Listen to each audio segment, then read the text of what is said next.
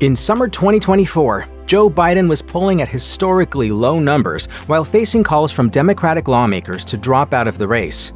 Biden may seem embattled in the lead-up to the year's presidential election, but hard times are something he knows very well.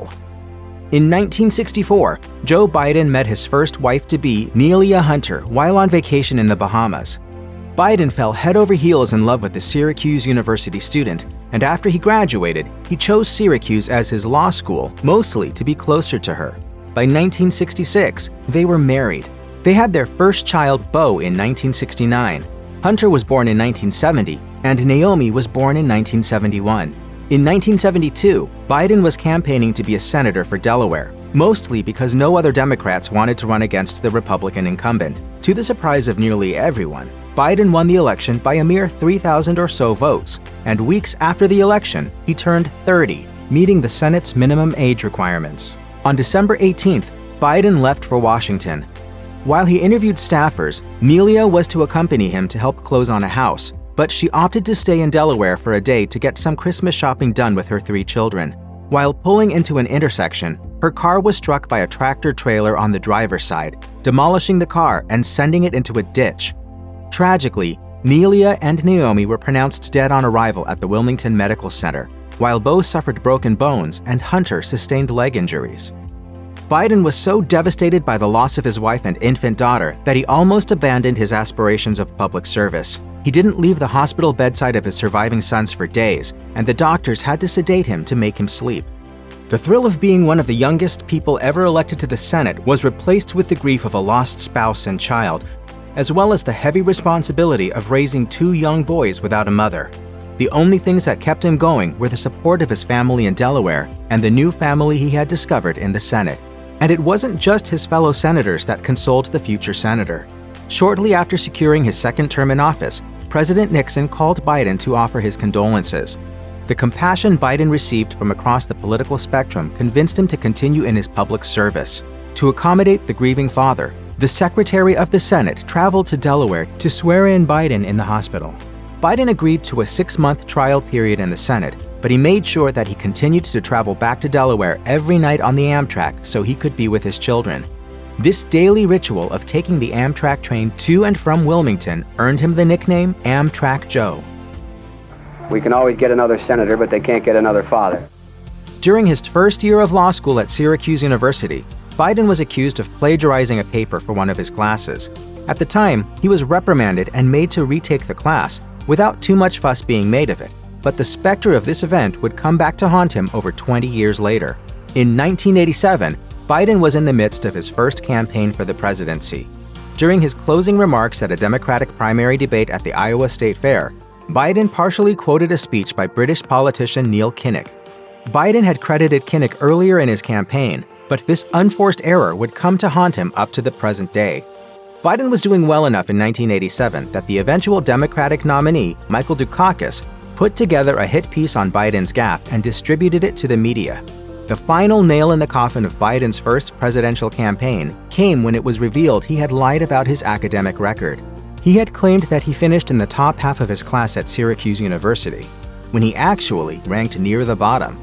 He also claimed that he went to Syracuse on a full-ride scholarship, which was also untrue.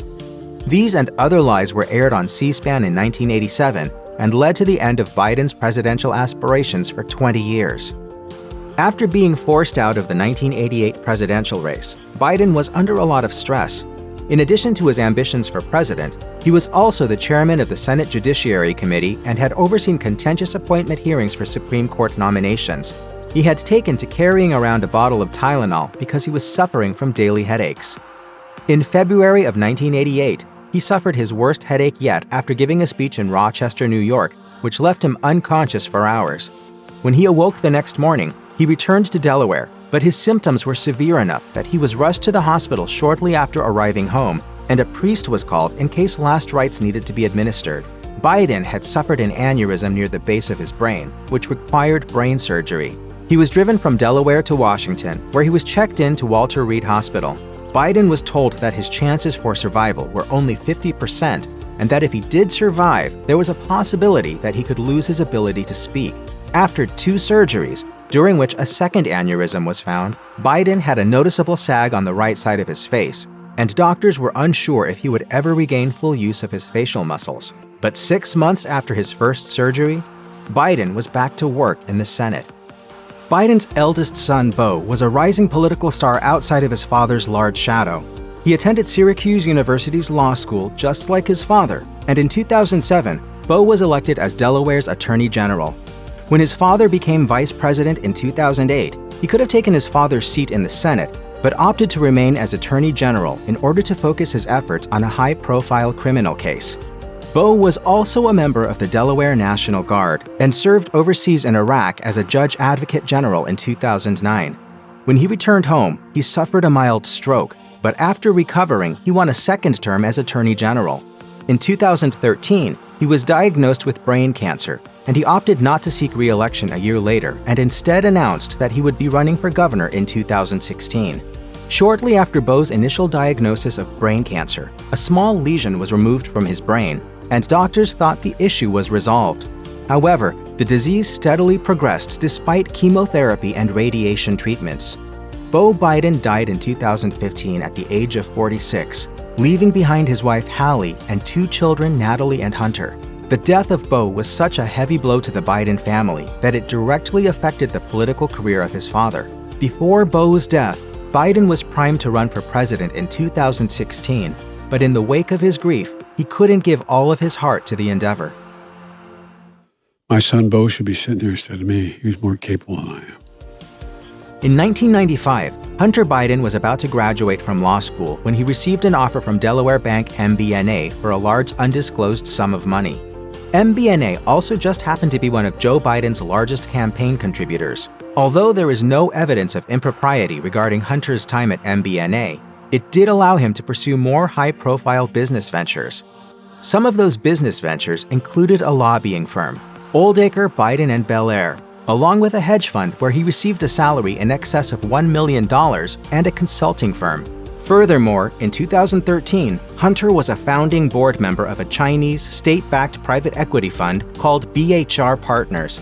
BHR was an investor in Sinopec, an oil refinery in Asia. The Biden administration, through the Department of Energy, sold oil to a Sinopec subsidiary in 2022. It doesn't appear that Hunter profited from this transaction, and he maintains that he resigned from BHR's board in 2019, although Biden's political rivals have latched onto Hunter's past involvement as evidence of current corruption. Hunter's biggest business scandal came as a direct result of his joining the board of Ukrainian natural gas company Burisma. At the time, in 2016, Vice President Joe Biden was instrumental in having a corrupt Ukrainian politician removed from his position. That politician, Viktor Shokin, created the narrative that he was fired for investigating Burisma, which would make Biden look bad by proxy. Again, there's no evidence of wrongdoing, but the optics were terrible for a sitting vice president. Hunter's alcohol addiction issues began when he was 14, when he split a six-pack with his friend. By the time he was 18, he had already begun misusing harder drugs and had been arrested for cocaine possession. Over the years, Hunter took numerous trips to rehab in attempts to address his addiction, but in 2014, at age 44, he was given an administrative discharge from the Navy Reserve after testing positive for cocaine. The one thing that I found to be more powerful than the most powerful love I knew, which is the love of my family, was my addiction.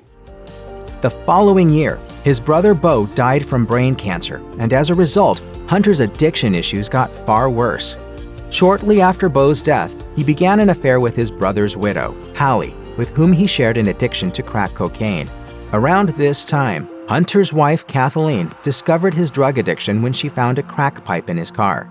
It was also around this time that his affair with Hallie was exposed, and Kathleen began the process of divorcing him.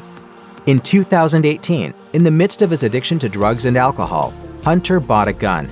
Hallie discovered it shortly afterward and threw it away. But in 2024, Hunter was convicted for lying about his drug use when purchasing a gun and for owning a gun while misusing drugs.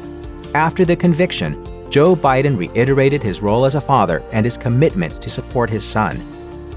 If you or anyone you know needs help with addiction issues, help is available.